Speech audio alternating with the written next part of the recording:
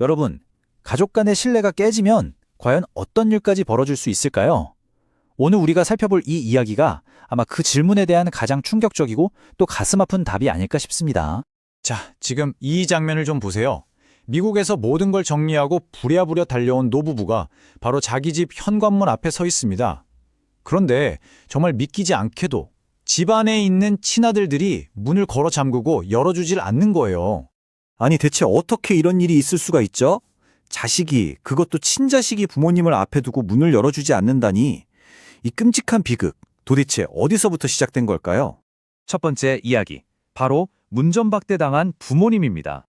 이해할 수 없는 이 상황을 제대로 알려면 역시 시간을 좀 거슬러 올라가 봐야겠죠? 모든 사건이 시작된 바로 그 지점으로 한번 돌아가 보겠습니다. 두 번째 이야기, 위기에 빠진 한 가족입니다. 이 가족한테 갑자기, 정말 갑자기 경제적 파탄이라는 게 닥친 거예요. 말 그대로 그냥 위기 그 자체였죠.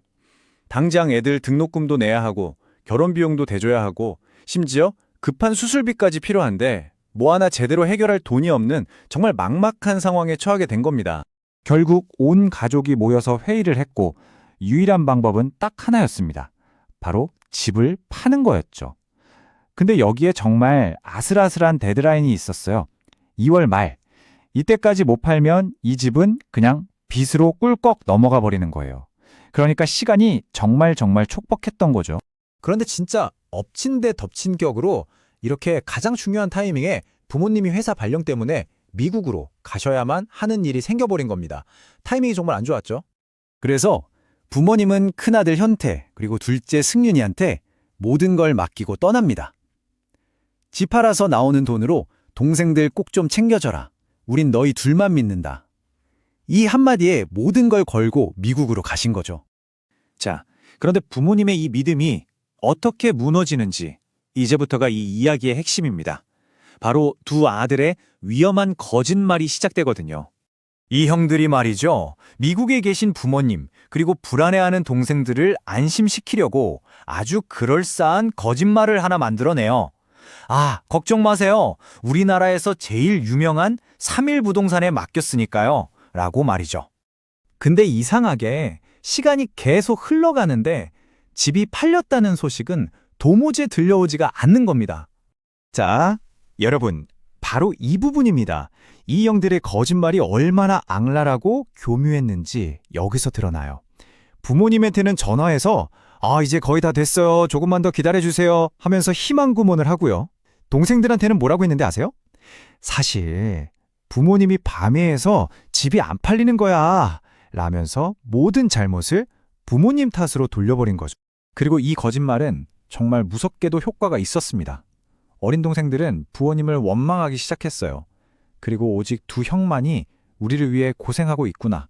이렇게 완전히 믿어버린 거죠. 가족 사이에 보이지 않는 하지만 아주 단단한 벽이 생겨나기 시작한 순간입니다.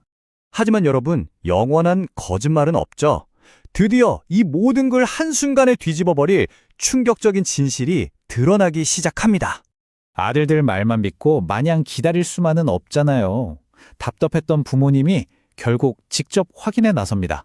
아들들이 말했던 바로 그 3일 부동산에 직접 전화를 걸어본 거죠. 그리고 전화기 너머에서 들려온 대답은 정말 하늘이 무너지는 듯한 한마디였습니다. 저희는 집 전체를 팔아달라는 의뢰를 받은 적이 없는데요. 지분의 3%만 팔아달라는 의뢰는 있었습니다. 3%요? 여러분 3%. 집을 팔아서 가족의 위기를 해결하라는 게 아니었어요. 고작 3%라니. 이 숫자가 뭘 의미하겠습니까? 너무나 명확하죠.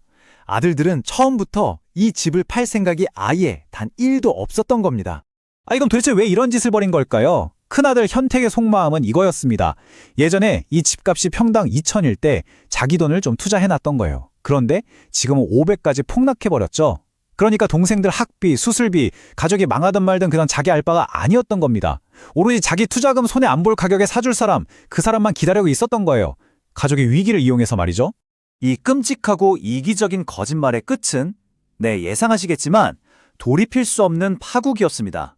결국 모든 진실을 알게 된 부모님이 부랴부랴 한국으로 돌아왔지만 바로 우리가 맨 처음에 봤던 그 장면이 다시 펼쳐지는 겁니다.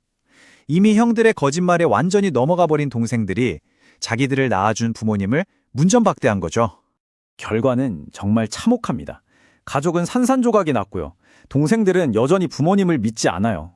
그 와중에 부모님과 철없는 동생들은 당장 길바닥에 나앉을 판이 됐죠. 그런데도 그 집은 팔리지 않고 있고 운명의 데드라인은 점점 더 가까워지고만 있습니다.